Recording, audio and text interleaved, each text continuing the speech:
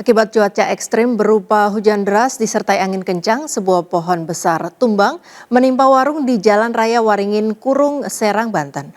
Beruntung dalam kejadian ini tidak menimbulkan korban jiwa.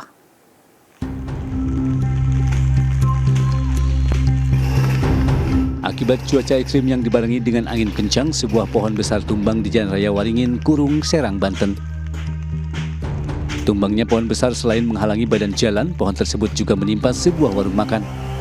Menurut saksi yang sedang tidur mendengar suara ambruk yang besar, sehingga kaget keluar melihat pohon besar tumbang menghalangi jalan. Kayak ledakan gitu. Enggak ambruk bang. Ibu lagi apa ini? Tidur di dalam.